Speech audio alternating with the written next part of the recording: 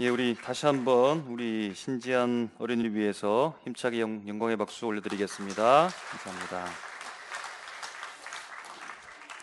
할렐루야. 한 주 동안 잘 지내셨습니까? 예, 우리 앞뒤 좌우의 분들에게 사랑합니다, 축복합니다. 눈을 바라보시면서 인사하겠습니다. 사랑합니다, 축복합니다.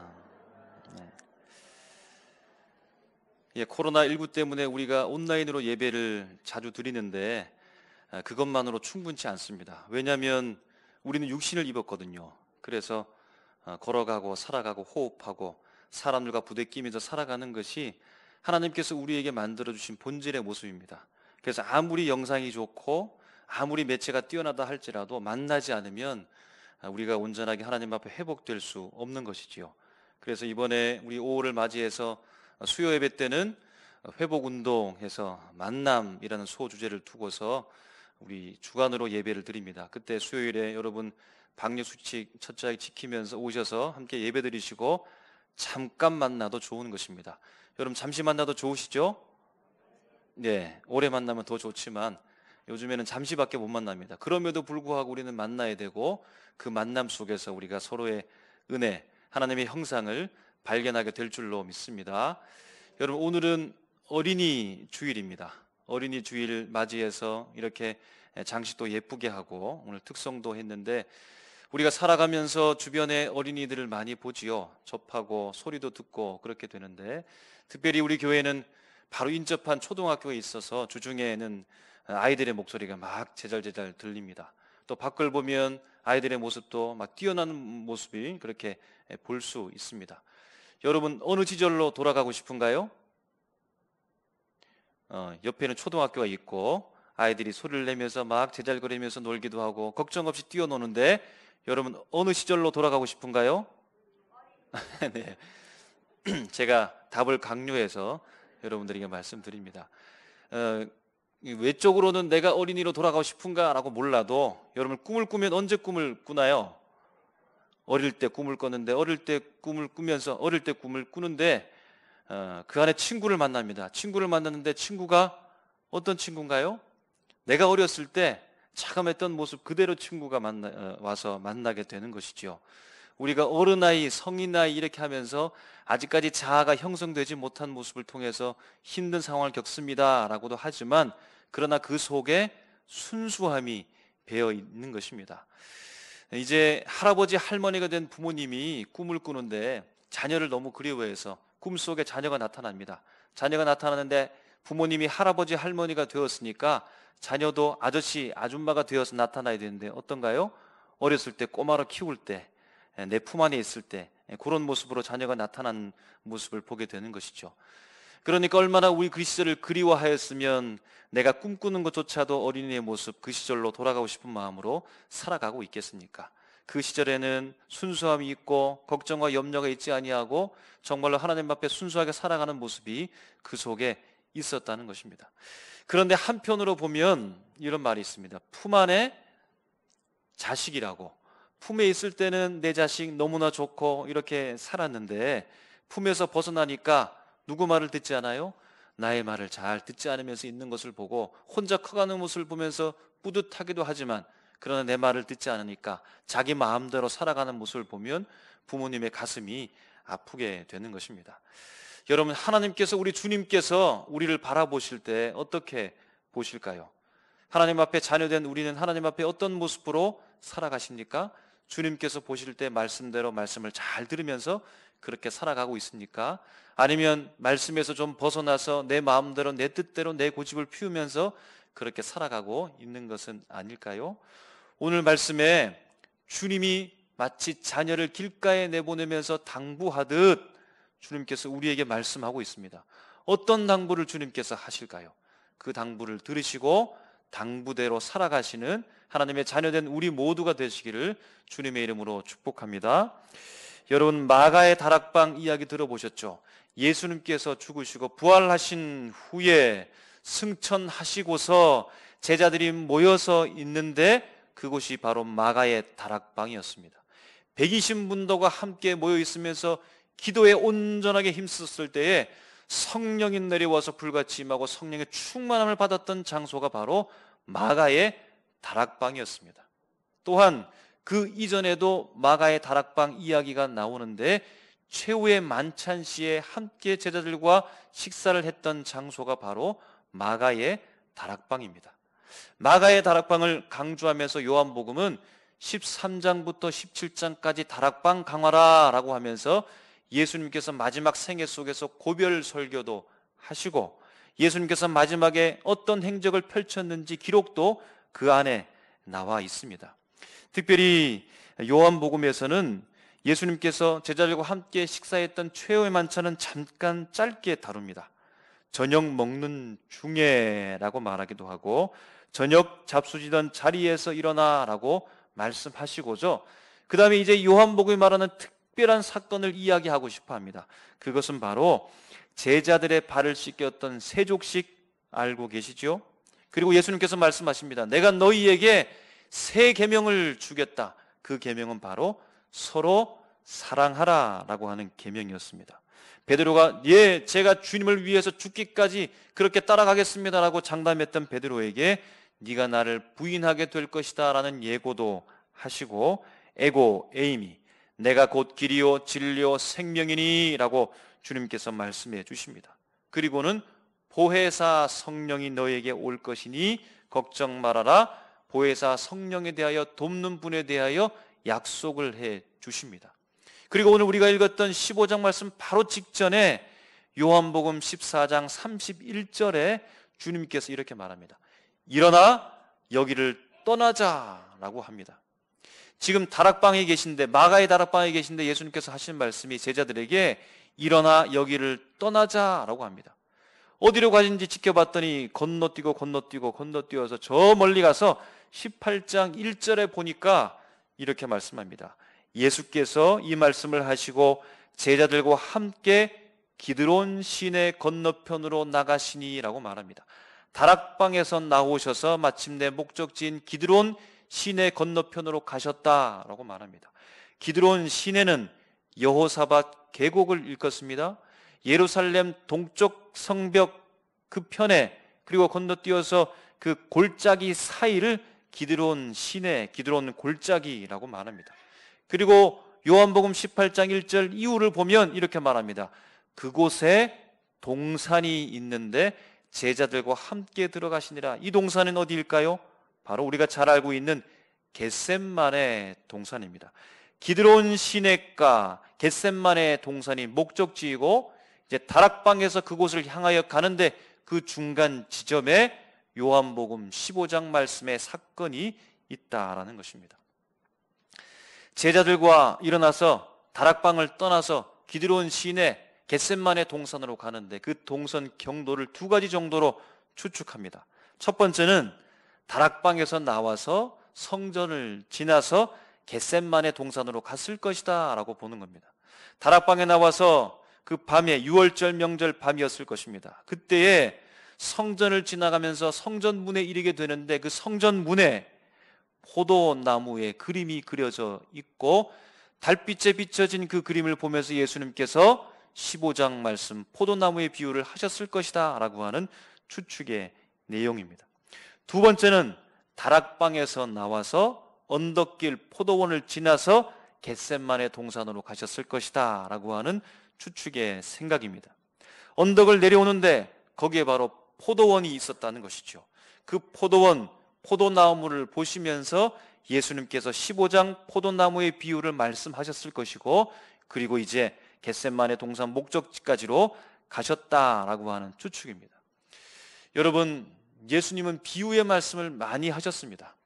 그런데 예수님의 비유의 말씀을 보면 막연한 상상을 가지고 예수님께서 말씀하신 것은 거의 없습니다. 사람들과 함께 있으면서 사람들과 함께 보는 것, 함께 듣는 것, 환경들, 풍경들을 보면서 예수님께서 그것을 비유로 말씀하셔서 말씀을 전하고자 하는 것을 설명하시기도 하고 드러내시기도 하며 숨기기도 했다라는 말입니다. 오늘 예수님께서 이 자리에 오셔서 이 광경을 보시면서 어떤 말씀을 하시고 어떤 비유를 하실까요? 이 꽃 보면서 무슨 말씀을 하실까요? 풍선을 보면서 어떤 말을 하실까요? 이 풍선은 너무나 예쁜데 작은 바람에도 흔들릴 수 있으니 너희가 작은 상처도 주면 안 된다. 작은 바늘이 찔러서 터뜨릴 수 있으니 조심하여라 라고 이렇게 말씀하지 않을까요? 곧 예수님께서는 그들과 함께 공감대를 형성하고 보는 것, 사물들 혹은 사람들, 풍경들, 주변 환경들, 상황들과 함께 이해를 같이 하시면서 그것을 통하여서 비유의 말씀을 하시더라는 겁니다. 그러므로 물론 첫 번째 경로의 생각도 일리가 있겠지만 예수님께서 길을 걸어가시면서 포도원을 보았을 것이고 그 포도원 가운데 심겨진 포도나무를 보시면서 오늘 말씀을 하신 것이 아닌가 이렇게 보는 것이 더 맞을 것 같습니다. 어쨌든 예수님께서 포도원, 포도나무를 보시면서 말씀하십니다. 나는 참 포도나무요 라고 말합니다. 요한복음에서 말씀하시는 에고에임이 나는 무엇이다 라고 하는 예수님의 말씀입니다. 이 나는 참 포도나무요 라는 말은 에고에임이 마지막 7번째 예수님의 자기 선언의 말씀입니다. 그리고는 하신 말씀이 하나님은 이 포도원의 농부라고 하십니다. 가지가 포도나무에 붙어 있어야 열매를 맺는데 열매 맺지 않는 가지는 자르게 되어지고 불에 살라지게 될 것이다. 열매를 많이 맺는 가지는 하나님께서 손질하고 깨끗하게 하실 것이다. 그러므로 너희가 내 안에 거하라. 나도 너희 안에 거할 것이고 그렇게 되어지면 열매를 많이 맺을 것이고 너희가 무엇을 구하든지 간에 이루어지게 될 것이다 라고 말씀하십니다. 함께 하심, 연합하심에 대해서 주님께서 말씀해 주고 있는 것이지요. 나는 참 포도나무요 하나님은 농부요 너희가 가지라고 하는 것입니다. 내 안에 붙어 있어라고 주님께서 말씀하시고 열매를 맺게 되어지면 하나님 아버지께서 영광을 받으실 것이요 너희가 참 내 제자가 될 것이다 라고 오늘 말씀을 마무리하고 있습니다. 여러분, 예수님은 포도나무라고 하시고 제자들을 향하여서는 가지라고 말씀하시는데 열매 맺는 원리가 무엇이라고요? 그 가지 안에 붙어 있을 때, 안에 있을 때라고 말합니다. 너희가 내 안에 있을 때에 열매를 맺을 수 있다라고 합니다. 그런데 여러분 한번 생각해 봅니다. 공간적으로 생각해 보면 안에 있다는 말, 예수님께서 이렇게 말합니다. 너희가 내 안에 있고 내가 너희 안에 있다라고 이렇게 말씀해 주고 있습니다. 아니, 한쪽 편이 안에 있으면 반대편은 어디에 있는 것입니까? 바깥에 있는 것인데 제자들이 예수님의 안에 있으면 예수님이 그들 바깥에 있노라 이렇게 말씀하실 것 같은데 주님은 내가 너희 안에 있다라고 그렇게 말씀해 주고 있습니다. 여러분, 공간적으로 생각할 때 언뜻 이해가 되지 않는데 이것이 무슨 의미일까요? 여러분, 7절 말씀해 보면 이렇게 말해주고 있습니다. 내 말이 너희 안에 거하면이라고 말합니다. 이 말씀은 무엇일까요? 예수님께서 하신, 제자들을 향하여 하신 이 말씀이 제자들 안에 있는 것이고 그들의 마음속에 품고 있는 것이고 그 말씀대로 살아간다는 의미입니다. 내가 너희 안에 있다라는 말은 그 제자들이 예수님의 말씀을 자신 안에 품었고 그 안에 두고 그 말씀대로 살아가게 되어질 때 그 안에 예수님이 계시다, 내가 너희 안에 있다라는 말입니다. 우리가 잘 알고 있는 갈라디아서 2장 20절도 이렇게 말하죠. 내가 그리스도와 함께 십자가에 못 박혔나니 그런즉 이제는 내가 사는 것이 아니요 오직 내 안에 그리스도께서 사시는 것이라. 그리스도가 내 안에, 말씀으로 내 안에 살고 계신다라는 것입니다. 나도 주님 안에 살지만 주님이 바로 말씀으로 내 안에 살고 계신다라고 하는 것이죠. 그러므로 예수님의 입장에서 보고 또 우리의 입장에서 보면 이 말씀이 이해되는 것입니다. 공간적으로만 보는 것이 아니라 예수님께서 예수님 입장만 내세워서 내 안에 무조건 거하라 라고 말씀하는 것이 아니고 너희들 입장에서 보면 내가 너희 안에 거하는 것이다 라는 것이죠. 예수님 입장에서 보면 우리가, 사람이 예수님의 말씀대로 살아가고 있으니까 예수님 안에 거하는 것입니다. 우리 입장에서 보면 우리가 예수님의 말씀을 마음에 품었으니 예수님이 내 안에 계시니 내가 예수님의 말씀대로 예수님이 내 안에 살고 있는 것이다 라는 사실입니다. 주의 말씀을 품고 주의 말씀대로 주의 뜻대로 사는 것이 우리가 주님 안에 거하면서 살아가고 있다라는 사실입니다. 주님의 말씀을 품으면 우리가 누구 안에 있는 것입니까? 우리가 주님 품 안에 안전하게 거하고 있다라는 사실입니다. 그렇게 되어질 때에 열매를 맺게 된다라고 하는 것입니다. 그러면 예수님께서 왜 이 말씀을 하시는 걸까요? 왜 내 안에 거하라, 너희 안에 내가 거할 수 있도록 하라 라고 예수님께서 왜 이때에 말씀을 하고 있는 것일까요? 다락방에서 나오셔서 캄캄한 밤에, 6월절 그 밤에 달빛이 내리쬐이는 보이는 희미한 그 환경 속에서 포도원을 지나 포도나무를 보시면서 왜 그가 내 안에, 내가 너희 안에 거하겠다라고 하는 이 말씀을 하고 있는 이유가 무엇일까요? 본문의 정황을 다시 한번 살펴보면 이렇습니다. 첫 번째 정황은 그가 내 안에, 내가 그 안에 라고 하는 이 말씀을 지금 예수님께서 제자들을 향하여 하시는 당부의 말씀이라고 하는 것입니다. 이 당부의 내용은 무엇일까요? 14절 1절에 보면 너희는 마음에 근심하지 말라라고 말합니다. 14장 18절에 보면 이렇게 말씀해 주고 있습니다. 내가 너희를 고와 같이 버려두지 아니할 것이다. 14장 26절에는 보혜사, 곧 보혜사란 말은 돕는 분이라는 말입니다. 보혜사 곧 아버지께서 내 이름으로 보내실 성령, 그가 너희에게 모든 것을 가르치고 내가 너희에게 말한 모든 것을 생각나게 할 것이니까 걱정하지 말라는 것입니다. 무슨 말씀입니까? 지금 제자들에게 일정 기간 동안에 어떤 부정적인 일들이 일어날 것인데 걱정하지 말라 당부해 주고 있다는 말입니다. 그러면 이들에게 일어날 부정적인 일들이 무엇일까요? 16장 2절에 보면 이렇게 말씀해 주고 있습니다. 사람들이 너희를 출교할 뿐 아니라 때가 이르면 물은 너희를 죽이는 자가 있을 것이라는 겁니다.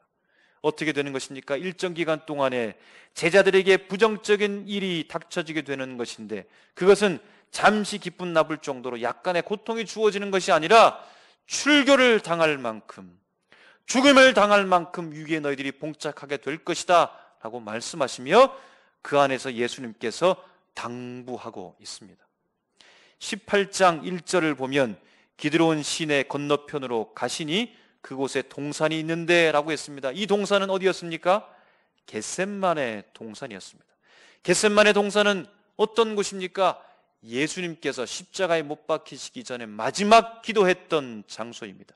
그 밤에 땀이 흘러내리는데 핏방울같이 되었던 그 장소, 아버지를 간곡하게 부르면서 기도했던 그 장소가 겟셋만의 동산, 바로 예수님께서 어디에 직전에 있습니까? 죽음의 직면에 있는 것입니다. 이제 곧 예수님께서 운명하시기 직전에 있다라는 것입니다. 그러므로 본문의 상황은 어떠합니까? 예수님의 부재가 가까이 다가오고 있습니다. 제자들 향한 핍박이 예고되어져 있는 상황 가운데 그들이 놓여져 있다는 것입니다. 이때에 예수님께서 겟셋만의 동산을 향하여서 가시면서 포도원에 이르러서 포도나무를 보시면서 그가 내 안에 내가 그 안에 그렇게 말씀합니다. 이유가 무엇입니까? 이제 곧 예수님의 부재가 예고되어 있기 때문에, 예수님의 부재로 인해 제자들에게 핍박이 닥칠 것이라고 하는 이 위기적 상황 속에서 어떻게 해야 되겠습니까? 주님의 처방은 이것입니다. 너희가 내 안에, 내가 너희 안에 있을 때 이 위기의 때를 모면할 수 있고 승리할 수 있음을 주님이 알고 계셨고, 오늘 포도원을 지나가시면서 포도나무를 바라보시면서 이 위기 때를 향하여서 제자들에게 당부의 말씀을 하고 있는 상황이라는 것입니다. 예수님께서 점점 힘을 잃어가고 있는 이 위기의 상황 속에서 내가 너희 안에, 너희가 내 안에 있을 때에 이 위기의 때를 모면할 수 있음을 주님은 계속해서 당부의 말씀을 하고 있는 것입니다. 여러분, 그러면 어땠을까요? 제자들이 예수님의 이 당부를 듣고서 그 안에 거했을까요? 마음속에 예수님의 말씀을 굳건하게 품고 그렇게 살았을까요? 예수님의 부재의 위기가 다가오고 있습니다. 외면적인 환경은 이러합니다. 예수님은 점점 힘을 잃어가고 있습니다. 예수님이 어떤 분이었습니까? 기적을 일으키시는 분, 물 위를 걸어가시는 분, 수많은 병자를 고치시는 분, 먹을 것을 제공하시는 놀라운 능력의 예수님이었는데 근데 예수님께서 점점 힘을 잃어가십니다. 보통 사람처럼 되십니다. 아니, 보통 사람보다 더 약한 모습을 보이는 것 같습니다. 예수님께서는 점점 말수를 잃어가고 있습니다. 말씀을 잘하시고 하나님의 나라에 대해서 너무나 명확하게 선포했던 분이셨는데, 그런데 유대 지도자들 빌라도와 헤롯이 신문을 하는데 짧게 대답할 뿐 예수님께서 길게 말씀하지 않습니다. 침묵으로 일관하십니다. 예수님의 생명이 점점 흩어지고 얕아지는 것 같습니다. 피곤해하시고 주무시기도 하셨지만, 그런데 예수님의 사역은 정말로 활기가 넘쳤습니다. 밤이 맞도록 기도하시고 새벽 미명에 일찍 일어나서 예수님께서 그렇게 기도하시면서 수많은 사람들을 만나시면서 활력적으로 사역하셨던 분인데, 그런데 예수님께서 점점 약해지는 것 같습니다. 예수님의 호흡이 점점 느려지는 것처럼 보이고 있는 상황입니다. 이때에 주님의 당부대로 제자들이 예수님께서 힘을 잃어가고 있는 이 위기의 순간에, 예수님께서 말씀을 잃어가고 있는 이 위기의 순간에, 예수님께서 생명이 꺼져가는 이 위기의 순간에 흔들리지 않고 이겨냈을까요? 우리가 알고 있는 대로 그렇지 못했습니다. 그가 내 안에, 내가 그 안에, 주님께서 그토록 당부하시고 말씀하시고 주님의 뜻을 그들에게 보여주었음에도 불구하고 그렇게 살지 못했습니다. 무엇으로 알 수 있을까요? 예수님께서 위기의 때에 힘을 잃어가고 말씀을 잃어가고 생명을 잃어가고 있는 그때에 단 한 명도 예수님을 위해서 살아가지 못했습니다. 단 한 명도 예수님과 함께 붙잡히지 않았고, 단 한 명도 예수님처럼 고문당하지 않았고, 단 한 명도 예수님처럼 순교하지 않은 모습을 보면서 그들이 예수님께서 그토록 당부했던 내 안에 거하라고 하는, 내가 너희 안에 거하겠다라고 하는 이 말씀을 잃어버리고 살았던 것입니다. 8절 말씀에 보면 너희가 열매를 많이 맺으면 내 아버지께서 영광을 받으실 것이요 너희는 내 제자가 되리라 라고 했는데, 진정한 제자가 되지 못한 것입니다. 여러분, 우리는 어떠합니까? 우리를 한번 생각해 보십시오. 그가 내 안에 계십니까? 내가 그 안에 거하고 있습니까? 그렇게 살아가고 있습니까? 주의 말씀이 내 속에 들어와서 그 말씀으로 살고 먹고 만나고 입고 그렇게 행동하면서 살아가고 있습니까? 여러분, 지금은 위기의 때입니다. 경제의 위기를 말하는 것이 아닙니다. 정치의 위기를 말하는 것이 아닙니다. 외교적 사랑의 위기를 말하는 것이 아닙니다. 신앙의 위기의 때입니다. 왜입니까? 예수님이 보이지 않기 때문입니다. 예수 믿는 것 자체가 무례한 것이고, 예수 믿는 것 자체가 핍박의 대상이 되는 것이고, 예수 믿는 것 자체가 멸시의 대상이 되는 이때가 신앙의 위기의 때입니다. 예수님이 점점 희미해져 갑니다. 예수님이 점점 힘을 잃어가고 있다는 사실입니다. 예수님을 의지하기보다는 사람은 자신의 돈을 의지하고 권력을 의지하고 자신의 지식과 정보를 의지해서 살아가고 있습니다. 걱정이 아무것도 없는 것 같습니다. 예수님의 존재는 그들의 삶 속에서 아주 미약하게 그렇게 존재할 뿐인 것처럼 보입니다. 예수님의 말씀이 점점 살아가는 시대입니다. 예수님의 이야기로 넘쳐나야 되는데 크리스마스가 되어도 캐롤도 들을 수 없는 이 환경 속에 우리는 놓여져 있습니다. 사람들의 이야기로 넘쳐납니다. 사람들의 사건과 사고 이야기로 넘쳐납니다. 세상 이야기로 넘쳐납니다. 온 매체를 바라보십시오. 사람들의 이야기가 너무나 많이 넘쳐나고 있는 이 시대 속에서 자기들만의 이야기로 넘쳐나는 이 세상을 보게 되었습니다. 예수 생명, 예수 영생, 예수 천국, 하나님의 나라를 말하는 것이 부끄러운 이 시대, 점점 사람들 속에서 예수 생명, 예수 영생, 예수 천국, 하나님의 나라가 사라져가고 있는 시대를 맞이하고 있는 것입니다. 여러분, 그러나 한편 생각해보면 예수님께서는 십자가에서 점점점 힘을 잃고 점점점 말씀을 잃어가시고 점점점 생명을 잃어가서 마침내 죽으셨죠. 그런데 사망 권세를 뚫고 예수님께서 부활하지 않았습니까? 사실은 문제가 예수님께 있는 것이 아니고 바로 오늘 우리에게 있는 것을 보게 되는 것입니다. 예수님이 힘을 잃고 있는 것이 아니라 바로 우리가 예수의 힘을 잃고 있다는 사실입니다. 너희는 내 제자가 되리라 라고 말씀하셨지요. 그리스도인이 예수의 제자가 된다라고 하는 것은 무엇입니까? 스승에게 배우고 스승대로 살아가는 것이, 스승이 보여주고 가르쳐준 대로 살아가는 것이, 스승처럼 살아가는 것이 제자의 모습입니다. 그러면 어떠합니까? 예수님의 제자인 수많은 믿음의 사람들이 예수 같은 삶으로 가정에서 살아야 하고, 예수 같은 사람이 직장에 보여야 하고, 예수 같은 사람들이 길거리에 다니면서 보여야 되는데, 예수님의 존재가 미약하다라고 하는 것은 예수의 제자로 살아가지 못하는 것이고, 그가 내 안에 내가 그 안에 온전하게 녹아져서 살아가지 못하는 우리의 현실을 발견하게 된다라고 하는 사실입니다. 예수님께서 요한복음 14장에서 에고에임이 이런 말씀을 하셨지요. 내가 곧 길이요 진리요 생명이니 나로 말미암지 않고는 아버지께로 올 자가 없다라고 말씀하십니다. 제자들을 향해서 말씀합니다. 너희가 나를 보았다면은 아버지를 보았을 것이고 알 수 있을 것이다 라고 말합니다. 호기심 많은 빌립이 이야기하죠. 주님, 그러면 우리에게 아버지를 보여주십시오 라고 말합니다. 주님은 답답한 듯 대답합니다. 빌립아, 내가 이렇게 너희와 오랫동안 함께 있었는데 아버지를 보여달라고 하느냐? 내가 너희와 이렇게 오랫동안 살았는데 아버지를 보여달라고 하느냐? 요한복음 14장 10절에 예수님께서 말씀하십니다. 내가 아버지 안에 거하고 아버지는 내 안에 계신 것을 내가 믿지 아니하느냐? 내가 너희에게 이르는 말은 스스로 하는 것이 아니라 아버지께서 내 안에 계셔서 그의 일을 하시는 것이라 말씀하십니다. 예수님께서 이 땅에 오신 목적은 누구를 드러내기 위해서 오셨을까요? 자기 자신을 보이시기 위해서 오신 것이 아니라 자기 안에 계신 하나님을 닮고 오신 예수 그리스도께서 아버지 하나님이 우리에게 어떤 존재인지를 보여주기 위해서 이 땅에 오셨고, 마침내 십자가 사건을 통하여 아버지께서 우리를 어떻게 사랑하시는지 명확하게 계시해 주셨다라고 하는 사실입니다. 여러분, 우리가 누구입니까? 하나님의 자녀입니다. 하나님의 자녀이면 어떻게 살아야 되는 것입니까? 여러분, 우리가 자녀를 바라볼 때 어떻게 보지요? 아이고, 엄마랑 똑같은 모습을 보게 되어집니다. 나와 똑같은 아이가 거기에 살아가는 모습을, 자라는 모습을 보게 되는 것입니다. 어쩌면 그것보다 뿌듯한 모습이 없는 것이지요.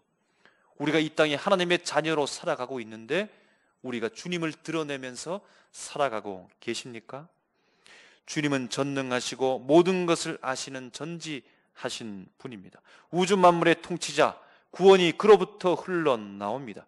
그분이 바로 사망 권세를 이기시고 부활하신 예수 그리스도입니다. 우리가 힘을 잃고 있습니다. 우리가 그리스도인의 말을 잃으면서 살아가고 있는 것입니다.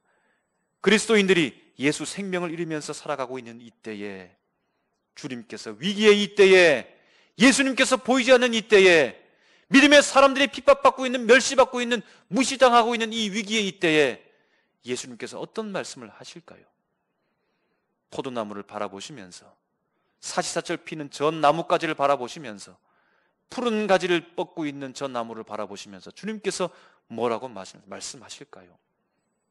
그 가지가 줄기에 붙어 있어야, 그가 내 안에, 내가 그 안에 거해야 너희가 이 위기의 때를 모면할 수 있으며 이 위기의 때를 승리로 바꿀 수 있다고 주님께서 말씀하지 않겠습니까? 주님을 우리 마음에 품으십시오. 주님의 당부를 우리 마음속에 품으십시오. 주님의 말씀을 우리 마음에 품으십시오. 그것은 주님 품 안에 우리가 안겨서 살아가는 것입니다. 주님의 말씀을 품고 힘을 내십시오. 주님의 말씀을 품고 다시 생명으로 나가십시오. 주님의 말씀을 우리 마음에 품고 주님의 말을 우리 입에서 뱉어내십시오. 그렇게 되어질 때 보이지 않는 주님이라 할지라도, 세상의 믿음의 사람들이 핍박과 고난 속에 놓여있다 할지라도, 제자들이 보여주었던 그러나 반성해야 된 그 모습처럼 우리가 이 위기의 때 속에서 주님께서 말씀하시는 승리를 붙잡고 나가게 될 줄로 믿습니다. 어린아이가 엄마의 품에 안겼을 때 가장 행복하고 안전한 것처럼 주의 말씀을 품을 때 그렇게 하게 되는 것입니다. 그 말씀을 붙잡고 의지하고 위기의 때를 승리로 바꾸시는 우리 모두가 되시기를 주님의 이름으로 축원합니다. 기도하시겠습니다.